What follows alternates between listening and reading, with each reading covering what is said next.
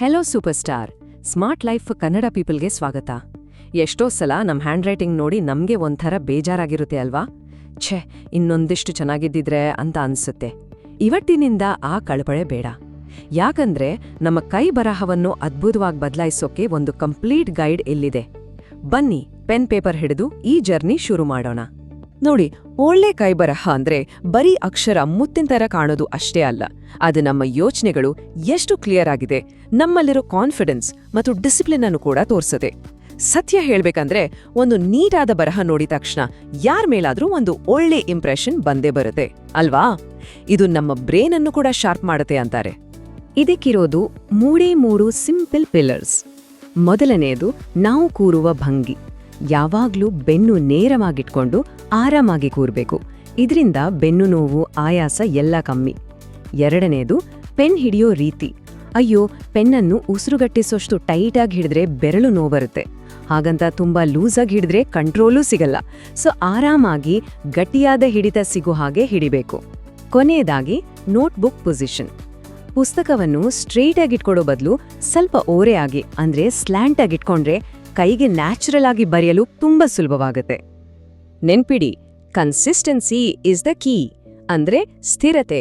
ಬರೆಯುವಾಗ ಅಕ್ಷರಗಳ ಮತ್ತು ಪದಗಳ ನಡುವೆ ಒಂದೇ ತರಹದ ಸ್ಪೇಸ್ ಇರಲಿ. ಕೆಲವು ಅಕ್ಷರ ಚಿಕ್ಕದು, ಕೆಲವು ದೊಡ್ಡದು ಮಾಡದೆ ಆದಷ್ಟು ಎಲ್ಲಾ ಅಕ್ಷರಗಳು ಒಂದೇ ಸೈಜ್ನಲ್ಲಿರೋ ಹಾಗೆ ನೋಡ್ಕೊಳ್ಳಿ. ಎಲ್ಲಕ್ಕಿಂತ ಇಂಪಾರ್ಟೆಂಟ್ ಅಂದ್ರೆ ಶುರುವಿನಲ್ಲಿ ನಿಧಾನವಾಗಿ ಬರೆಯಿರಿ. ಯಾಕಂದ್ರೆ ಆಗ್ಲೇ ನಮ್ಮ ಬ್ರೇನ್ ಮತ್ತು ಕೈ ನಡುವೆ ಒಂದು ಕನೆಕ್ಷನ್ ಬೆಳೆದು ಮಸಲ್ ಮೆಮೊರಿ ಅನ್ನೋದು ಡೆವಲಪ್ ಆಗೋದು. ಇದು ಒಂದೇ ರಾತ್ರಿಲ್ ಆಗೋ ಮ್ಯಾಜಿಕ್ ಅಲ್ಲ, ಸ್ವಲ್ಪ ಪೇಷನ್ಸ್ ಇರಲೇಬೇಕು. ಸರಿ, ಈಗ ನಮ್ಮ ಫೌಂಡೇಶನ್ ರೆಡಿಯಾಗಿದೆ. ಇನ್ನು ನಾವು ಕಟ್ಟಡ ಕಟ್ಟೋಕೆ ಶುರು ಮಾಡ್ಬೋದು.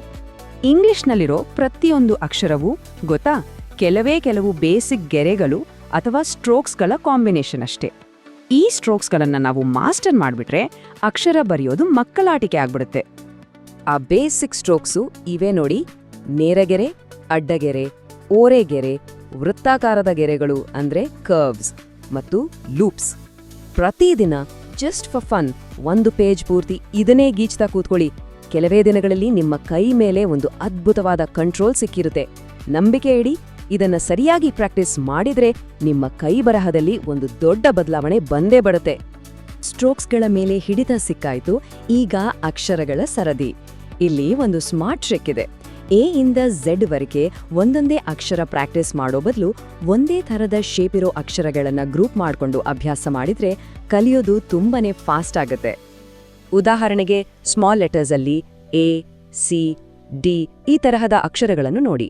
ಇವೆಲ್ಲದರಲ್ಲೂ ಒಂದು ಕರ್ವ್ ಮೂವ್ಮೆಂಟ್ ಇದೆ ಅಲ್ವಾ? ಹಾಗೆಯೇ ಐ, ಎಲ್, ಟಿ ಅಕ್ಷರಗಳಲ್ಲಿ ಸ್ಟಿಕ್ ತರಹ ನೇರವಾದ ಗೆರೆಗಳಿವೆ. ಬಿ, ಎಚ್, ಕೆ ನಂತಹ ಅಕ್ಷರಗಳು ಲೈನ್ಗಿಂತ ಸ್ವಲ್ಪ ಎತ್ತರವಾಗಿವೆ. ಹೀಗೆ ಒಂದೇ ಫ್ಯಾಮಿಲಿ ತರಹದ ಅಕ್ಷರಗಳನ್ನು ಒಟ್ಟಿಗೆ ಪ್ರಾಕ್ಟೀಸ್ ಮಾಡೋದ್ರಿಂದ ಕಲಿಯೋದು ತುಂಬಾನೇ ಸುಲಭ ಮತ್ತು ಎಫೆಕ್ಟಿವ್ ಆಗಿರುತ್ತೆ. ಇನ್ನು ಕ್ಯಾಪಿಟಲ್ ಲೆಟರ್ಸ್ ಕಡೆ ಬಂದ್ರೆ ಇಲ್ಲಿ ಜಾಸ್ತಿ ತಲೆ ಕೆಡ್ಸ್ಕೊಳ್ಳೋದೇ ಬೇಡ. ಜಸ್ಟ್ ಎರಡೇ ರೂಲ್ಸ್.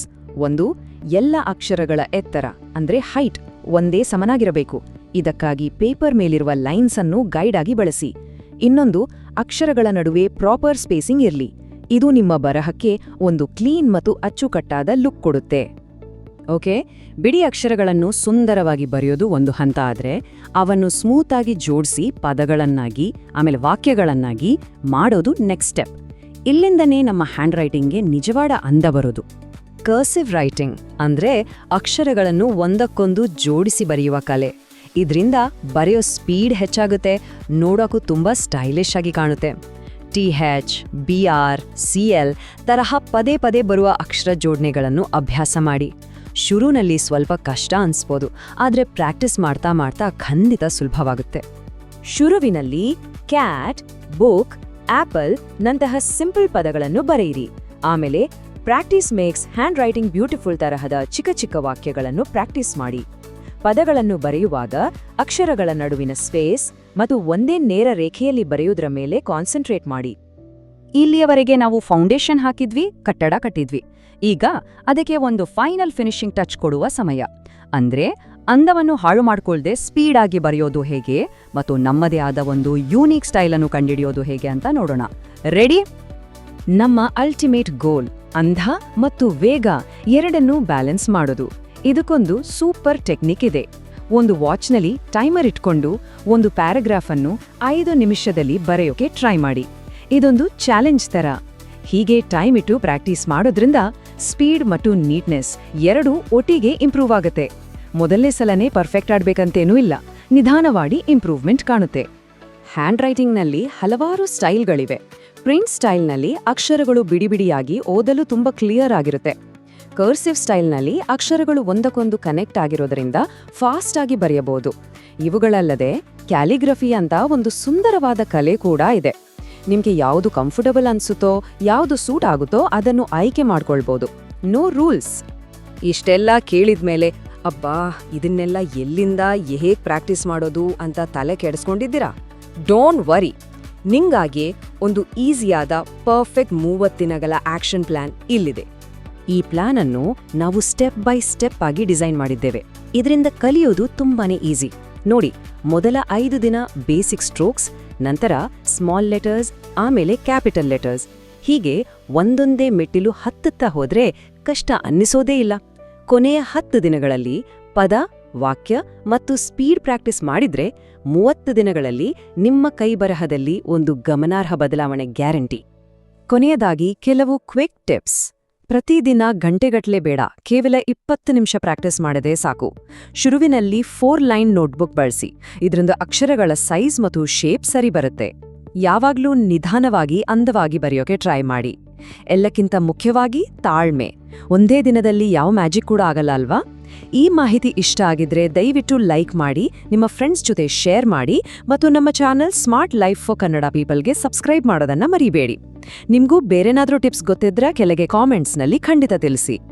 ಹಾಗಾದ್ರೆ ನಿಮ್ಮ ಕೈ ಬರಹಕ್ಕೆ ಒಂದು ಹೊಸ ರೂಪ ಕೊಟ್ಟು ಅದನ್ನ ಒಂದು ಟ್ರಾನ್ಸ್ಫರ್ಮೇಷನ್ ಮಾಡೋಕೆ ಸಿದ್ಧರಿದ್ದೀರಾ? ಹಾಗಿದ್ರೆ ಇವತ್ತಿಂದಲೇ ಪೆನ್ ಹಿಡಿದು ಅಭ್ಯಾಸ ಶುರು ಮಾಡಿ. All the very best. Tata.